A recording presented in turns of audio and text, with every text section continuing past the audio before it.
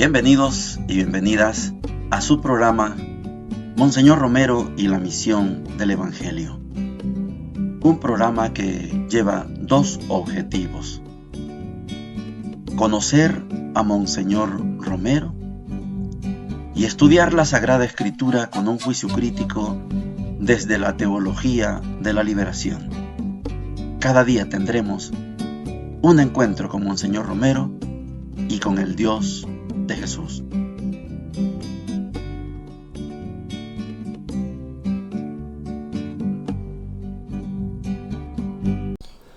Hola, ¿qué tal? Este es su programa Monseñor Romero y la misión del Evangelio. Llegamos al 3 de mayo, es el quinto domingo de Pascua. Solo son 7 domingos de Pascua y la fiesta de Pentecostés. Por eso vamos a tratar de encaminarnos ahora hacia las dos fiestas grandes de la Pascua, que son la Ascensión y la fiesta de Pentecostés, la venida del Espíritu Santo. Hoy es 3 de mayo, es día de la Santa Cruz. La iglesia la trasladó para el 14 de septiembre, pero el pueblo común corriente como yo no le hacemos caso y seguimos celebrando el día de la Santa Cruz el 3 de mayo, como siempre lo hemos celebrado. Monseñor Romero, en el segmento que vamos a escuchar ahora, va a poner bien en claro el trabajo de la iglesia y el de Monseñor Romero como buen pastor. La iglesia es madre y maestra, por eso la iglesia está abierta, pero la iglesia no se identifica con ningún sistema, con ningún régimen, con ninguna modalidad de gobierno político. Claridad total. Oigamos a Monseñor.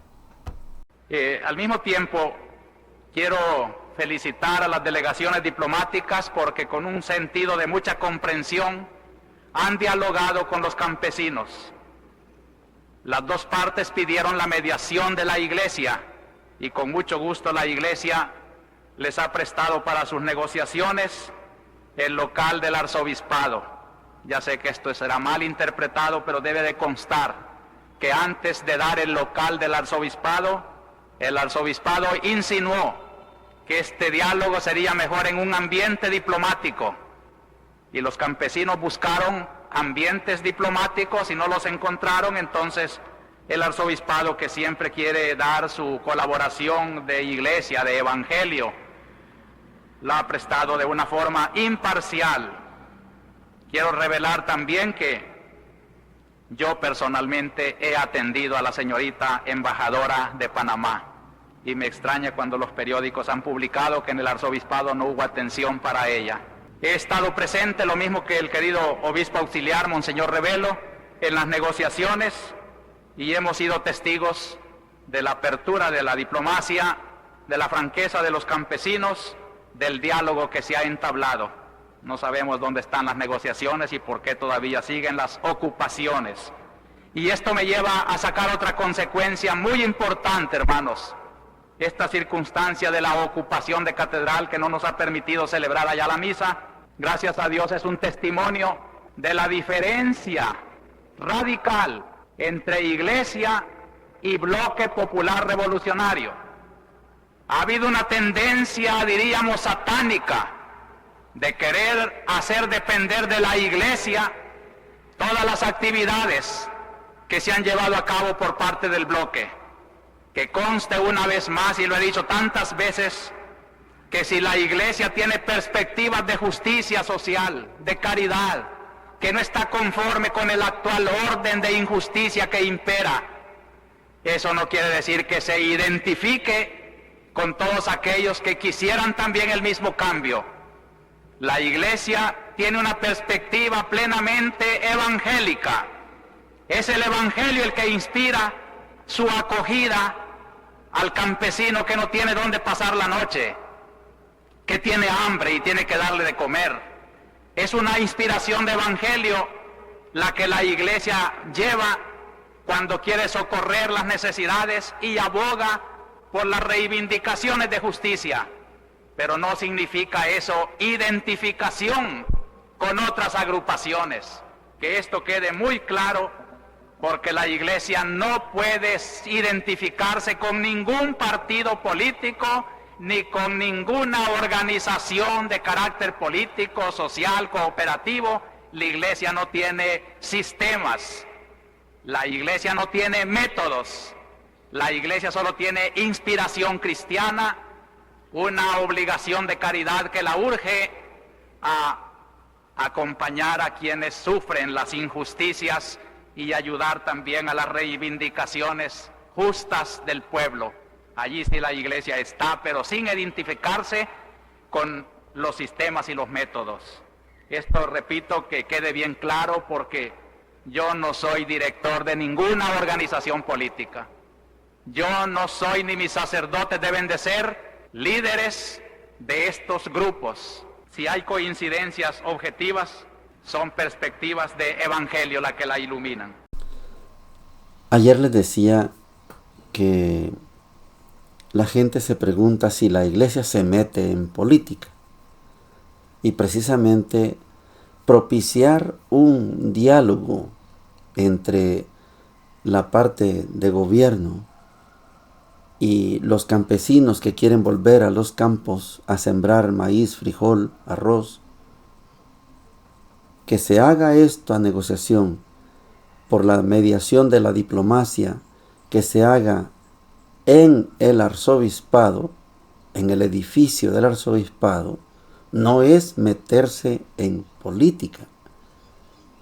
Es que la Iglesia es madre, es maestra. La Iglesia no es líder de ninguna organización, ni de una dependencia del gobierno, absolutamente de nada. Porque la Iglesia tiene su propio proyecto, y el proyecto de la Iglesia es el reino de Dios. Y por eso, cuando Monseñor señala, sugerimos que lo hicieran en otra parte, porque siempre hay mentes diabólicas que acusan a la Iglesia. La Iglesia es que lo que pasa es que la Iglesia es líder del bloque. Absolutamente no. La Iglesia y el bloque son dos corrientes diferentes, nunca se encuentran. Porque la Iglesia no es líder, ni formadora, ni es intercesora ante nadie por una organización. No se puede. La Iglesia es autónoma, es libre. Los campesinos buscan al arzobispo, los campesinos buscan el apoyo del arzobispado, y la Iglesia es madre y es maestra, y la Iglesia abre las puertas. Al no encontrar otras opciones, vengan, pasen adelante, siéntense, dialoguen. Y la embajadora de Panamá, buscó a Monseñor y encontró a Monseñor. Monseñor, ¿es posible que nos reunamos en el arzobispado? Sí, señora embajadora. Los campesinos, Monseñor, ¿será posible que nos presten el arzobispado? Sí, campesinos. Ustedes son mis ovejas. Ustedes son mi pueblo. Pasen adelante, esta casa es de ustedes. Esto es una maravilla de libertad y de liberación que promueve Monseñor Romero. Hubo quienes criticaron, al hacer estas cosas, criticaron que la Iglesia estaba metida en política. Eso no es meterse en política. Eso es buscar el beneficio de las grandes mayorías, que son los campesinos. Y si para que se resuelva una situación difícil, que son las tomas de la catedral, la toma de las embajadas, si para eso tenemos que prestarle al arzobispado, pasen adelante. Esta es su casa. Funciona así en todo momento la Iglesia. En Esquipulas, en 1986, claro, allá se reunieron los presidentes, porque buscaban solucionar el conflicto armado del Salvador. Se llama Esquipulas II. Allí se reunieron en la Basílica de Esquipulas. ¿Por qué no? Si lo que buscamos era que se acabara la guerra, que llevaba 6 años en el país, allá se reunieron los presidentes. Violeta, Vinicio, Ascona Hoyo, Oscar Arias, no recuerdo, por El Salvador creo que estaba ya Calderón Sol, pero ya estaban negociando, o Cristiani, no sé quién era, pero estábamos negociando ya para que se acabara la guerra aquí en el país. Y la Iglesia abre sus puertas porque lo que se busca es el bien del pueblo. Pero la iglesia no es de ninguna corriente política, ni de gobierno, ni de la empresa privada, ni de las organizaciones, de ninguna orientación. Coincidimos, bueno, nos encontramos en el camino, pero ustedes con su proyecto, nosotros con nuestro proyecto. Esa es otra cosa. Pero el proyecto original, puro, digno, limpio de la iglesia será siempre el proyecto del reino de Dios. Dios quiera que cada año, que cada periodo presidencial, Dios quiera que pudiéramos acercarnos cada vez más a lo que se llama el reino de Dios. Pero en muchos casos, cada periodo presidencial nos alejamos más del reino de Dios, y para eso está la iglesia, para decir, ese no es el camino, como lo dijo el Papa León a Estados Unidos y a Israel, ese no es el camino. Y hoy queda demostrado que ese no era el camino y no deben volver por ese camino. Ese no es el camino. Para eso está la iglesia, para decir lo que sí, para decir lo que no. Estamos en el 5º domingo de Pascua, son 7 domingos, y hoy estamos estudiando, ya repetimos, pero tenemos que hacerlo en el contexto. Vamos a estudiar Hechos 6 del 1 al 7, dice lo siguiente: en aquellos días, al crecer el número de los discípulos, los de lengua griega se quejaron contra los de lengua hebrea, porque en el servicio diario no se atendía a sus viudas. Los 12, convocando a la asamblea de los discípulos, dijeron: no nos parece bien descuidar la palabra de Dios para ocuparnos del servicio de las mesas. Por tanto, hermanos, escojan a 7 de ustedes, hombres de buena fama, llenos de espíritu y de sabiduría, y los encargaremos de esa tarea. Nosotros nos dedicaremos a la oración y al servicio de la palabra. La propuesta les pareció bien a todos, y eligieron a Esteban, hombre lleno de fe y de Espíritu Santo, a Felipe, Prócoro, Nicanor, Timón, Parmenas y Nicolás, prosélito de Antioquía. Se los presentaron a los apóstoles y ellos les impusieron las manos orando. La palabra de Dios iba creciendo y en Jerusalén se multiplicaba el número de discípulos. Incluso muchos sacerdotes aceptaban la fe. Palabra de Dios, te alabamos, Señor. Es el capítulo 6 de los Hechos. Es el primer paso de una estructuración de lo que va a ser después la iglesia. Esta es mi propuesta. No, la iglesia dice que en la iglesia nació el día de Pentecostés. Está bien, pero lo que sucede es que hay 2 Pentecostés y hay que ver en cuál de los 2, en el de Hechos 2 o en Juan 20. Por eso es difícil sostener que la iglesia nació en Pentecostés. Pero la iglesia oficial proclama que sí. Pero yo creo que esta iglesia se está reestructurando. Es un movimiento todavía, pero que pronto, es mi propuesta, llegará a ser iglesia. Estamos en el capítulo 6 y la queja es real. No atienden a las viudas del grupo de los helénicos. Bueno, nombren a 7 y les vamos a llamar diáconos. Diáconos significa servidores. Los diáconos, las diaconisas, van a ser los que van a servir las mesas. Y nosotros nos vamos a dedicar a la oración y a la palabra. ¿Están de acuerdo? Sí, elijan a 7. Eligieron a los 7, oraron por ellos y nació una dependencia que se llama el diaconado, los diáconos. Después habrá mujeres diaconisas, pero ahorita están los diáconos. La iglesia está naciendo, la iglesia se está reestructurando. Segunda lectura, primera de Pedro 2, del 4 al 9, dice lo siguiente: queridos hermanos, acercándose al Señor, piedra viva, rechazada por los hombres, pero elegida y preciosa para Dios, también ustedes, como piedras vivas, entran en la construcción de una casa espiritual para un sacerdocio santo, a fin de ofrecer sacrificios espirituales agradables a Dios por medio de Jesucristo. Por eso se dice en la Escritura: mira, pongo en Sión una piedra angular, elegida y preciosa. Quien cree en ella no queda defraudado. Para ustedes, pues, los creyentes, ella es el honor, pero para los incrédulos, la piedra que desecharon los arquitectos es ahora la piedra angular y también piedra de choque y roca de estrellarse. Y ellos chocan al despreciar la palabra. A eso precisamente estaban expuestos. Ustedes, en cambio, son un linaje elegido, un sacerdocio real, una nación santa, un pueblo adquirido por Dios, para que anuncien las proezas del que los llamó de las tinieblas a la luz maravillosa. Palabra de Dios, te alabamos, Señor.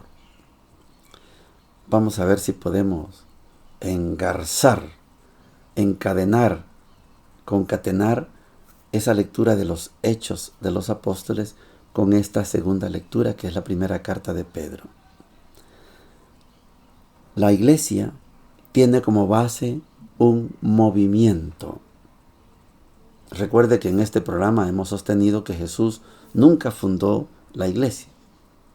No tenemos elementos para probarlo. No está fundada la iglesia por Jesucristo, no.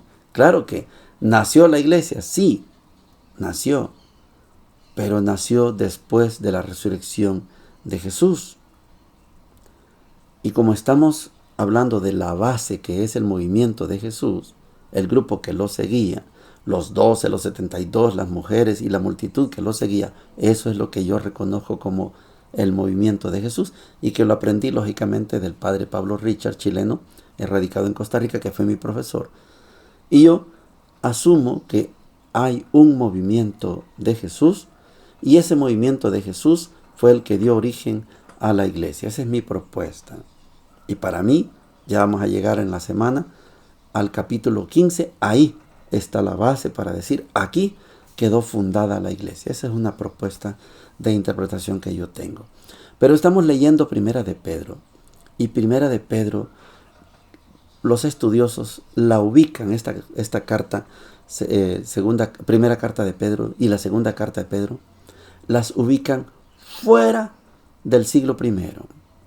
Estamos leyendo Hechos de los Apóstoles y Hechos, igual que el Evangelio de Lucas, se ubican entre el año 70 y el año 85, después de la destrucción del templo de Jerusalén y antes del concilio de Yamnia, que fue cuando los judíos expulsaron a los cristianos de las sinagogas. Ese es el periodo de Mateo, ese es el periodo de Lucas. Y Hechos de los Apóstoles es parte del Evangelio de Lucas. Por eso, lo que está describiendo Hechos, capítulo 6, es una estructuración del primer siglo. Y lo que estamos leyendo de la primera carta de Pedro es una estructuración, pero del segundo siglo. Ya estamos hablando del 136, 140, después del nacimiento de Cristo. O sea que estamos hablando de casi unos 80 años de diferencia entre los Hechos y la primera carta de Pedro. Por eso, las notas características de la primera de Pedro ya no tienen coincidencia con la estructuración que nos narra Hechos capítulo 6. Ya es bien madura la iglesia cuando está hablando de la primera carta de Pedro.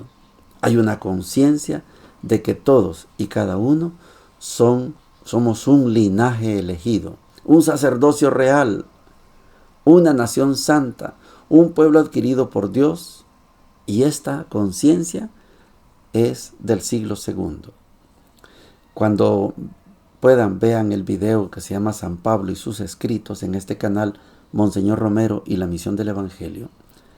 Y van a estudiar ustedes que el Nuevo Testamento sufrió una transformación bien intencionada o mal intencionada, eso con lo que lo juzgue la historia. En el año 200 prácticamente hubo una cantidad de gente especialista que se llaman redactores y son los que acomodaron todo y por eso no tenemos acceso a los documentos originales, sino solamente a la copia de la copia y la copia de la copia. Por eso lo que tenemos en la Santa Biblia son documentos que son copia de los originales. Los originales se perdieron, los quemaron, los rompieron, no lo sabemos, pero todo se compagina en el año 200. Esto que estamos leyendo es aproximadamente 136, 140. Eso significa que estamos bien cerca del año 200, cuando ese equipo de compiladores dijo, esta es la Biblia. Y se cerró, ya no hubo más. Ahí se decidió qué entraba, qué no entraba, qué palabra se ponía y qué palabra no se ponía. Por eso cuando estamos en el año 136 o 140, la conciencia que tiene el autor de la primera y segunda carta de Pedro, que seguramente no es Pedro, dice lo siguiente, y así termina la lectura. La piedra que desecharon los arquitectos para ustedes es gloria y para Dios es bendición, pero para algunos es piedra de toque, piedra de choque, piedra de escándalo. Y concluye, ustedes en cambio son un linaje elegido, un sacerdocio real, una nación santa, un pueblo adquirido por Dios, para que anuncien las proezas del que los llamó de las tinieblas a la luz maravillosa. Así es como se forma iglesia. Cuando usted se considera linaje elegido, sacerdocio real, nación santa, pueblo adquirido, usted y yo, entonces somos iglesia. No importa si va a una denominación o a otra, o no va a ninguna. A lo mejor solo pertenece al movimiento de Jesús. Pero esto es iglesia. Linaje elegido, sacerdocio real, nación santa, pueblo adquirido por Dios. Suficiente. Esta es la conciencia que hay ya en el siglo II. Ya no es aquello de si somos judeo-cristianos, vamos al templo, a la sinagoga. Ya no. Ahora estén donde estén. Lo importante es que seamos linaje, sacerdocio real, nación santa, pueblo adquirido por Dios. Maravilla de pertenencia. Juan capítulo 14, versículos del 1 al 12 dice lo siguiente. Jesús dijo a sus discípulos, no se inquieten, crean en Dios y crean también en mí. En la casa de mi Padre hay muchas habitaciones. Si no fuera así, se lo habría dicho a ustedes. Yo voy a prepararles un lugar. Y cuando haya ido y les haya preparado un lugar, volveré otra vez para llevarlos conmigo a fin de que donde yo esté, estén también ustedes. Ya conocen el camino del lugar a donde yo voy. Tomás le dijo, Señor, no sabemos a dónde vas. ¿Cómo vamos a conocer el camino? Jesús les respondió, yo soy el camino, la verdad y la vida. Nadie va al Padre sino por mí. Si ustedes me conocen, conocerán también a mi Padre. Ya desde ahora lo conocen y lo han visto. Felipe le dijo, Señor, muéstranos al Padre y eso nos basta. Jesús le respondió, Felipe, hace tanto tiempo que estoy con ustedes y todavía no me conocen. El que me ha visto al Padre. ¿Cómo dices, muéstranos al Padre? ¿No crees que yo estoy en el Padre y que el Padre está en mí? Las palabras que yo digo son mías. El Padre que habita en mí es el que hace las obras. Créanme, yo estoy en el Padre y el Padre está en mí. Créanlo, al menos por las obras. Les aseguro que el que cree en mí hará también las obras que yo hago y aún mayores, porque yo me voy al Padre. Palabra del Señor, gloria y honor a ti, Señor Jesús. Esta lectura ya la explicamos, ya la hemos compartido ya, pero quiero hacer una acotación. Es que muchas veces es necesario hacer acotaciones en la vida, porque la vida es una maestra, nos enseña, a veces con golpes, a veces con grandes éxitos, pero la vida es maestra, nos enseña. El pueblo de Israel venía de un ambiente, de una multitud de dioses en Egipto. Eran 12 tribus que estaban esclavas en Egipto Y ahí había dioses para todo tipo de necesidad. Dios de la lluvia, Dios de la tierra, Dios del amor, Dios del aire, Dios de la sabiduría, Dios y Dios por todos lados dioses. Pero Dios escoge a esas 12 tribus, las lidera por medio de Moisés, las saca de la esclavitud de Egipto y en el desierto hace un pacto. Ustedes serán mi pueblo y yo seré su Dios. Y empieza una gran carrera, por lo que conocemos como el monoteísmo. Ya hay un solo Dios, el Dios de Israel. Este Dios de Israel es celoso, no quiere que el pueblo ande con uno y con otro Dios, no, quiere que sea fiel a un solo Dios. Esa carrera duró muchísimos años, del año 1250 que salen de la esclavitud de Egipto, aproximadamente hasta el año 950 que ya tenemos templo, hay la conciencia de que tenemos un solo Dios. El pueblo cae en la tentación de acudir a otros dioses. El profeta Elías es uno de los grandes profetas, el máximo, el representante de todos los profetas del Antiguo Testamento. Y Elías tiene que batallar contra el rey y la reina que han hecho alianza y hacen adoraciones al Dios de los filisteos. Dios es un Dios que se multiplica en muchos dioses que se llama Baal o Baales. Y Elías, celoso, tiene que defender que existe un solo Dios. Bueno, hay una conciencia que existe un solo Dios, pero frecuentemente traicionan a este Dios, se van con otros dioses. Pero cuando ya el pueblo tiene la conciencia de un solo Dios, ya no hay otro Dios, solamente uno. No es que no creamos en uno, es que ya no hay. Solo hay en la humanidad, solo hay un Dios. Los otros son ídolos. Cuando ya tenemos esa conciencia, ahora toca verificar y cómo es este Dios. Bueno, la religión judía entendió que Dios estaba allá en el templo.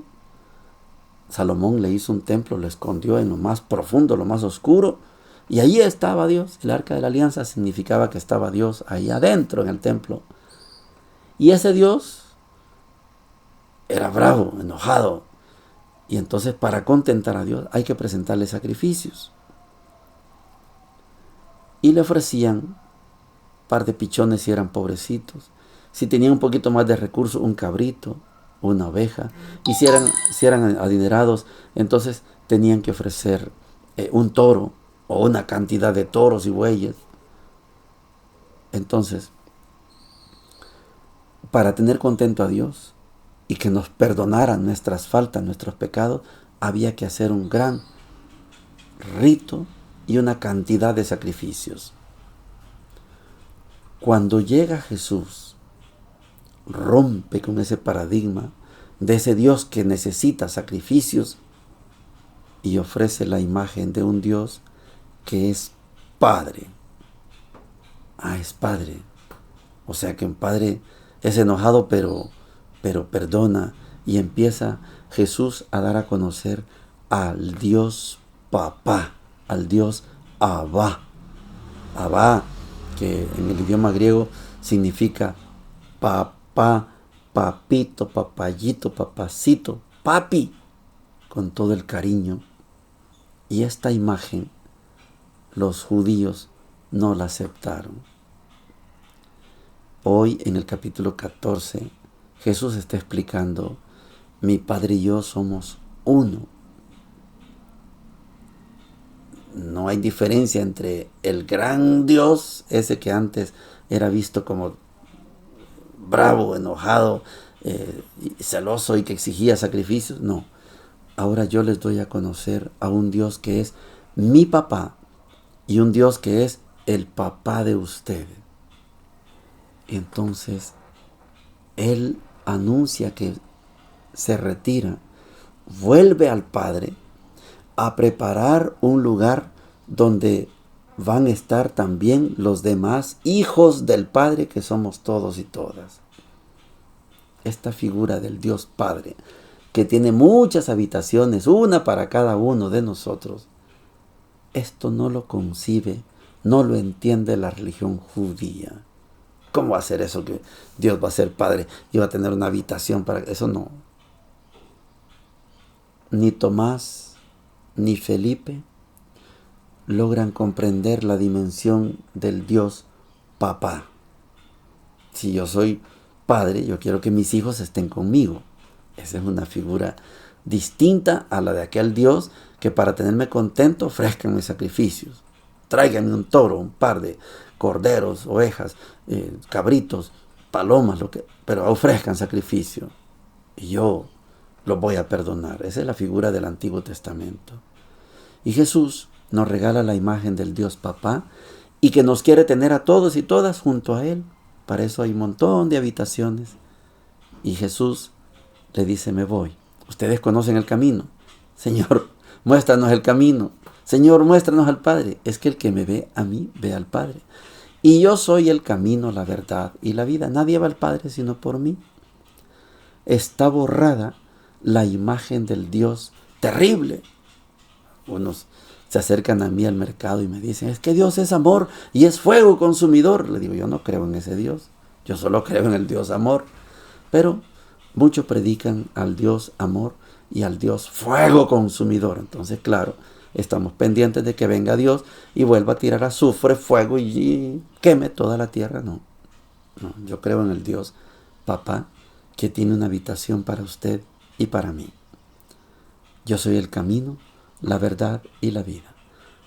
Buscando a Jesús, llegamos al Padre. Si mantenemos el amor, la relación directa con Jesús, estamos seguros que vamos para una de esas habitaciones. Me voy a regresar y me los llevo para esas habitaciones. Esto es capítulo 14 de Juan.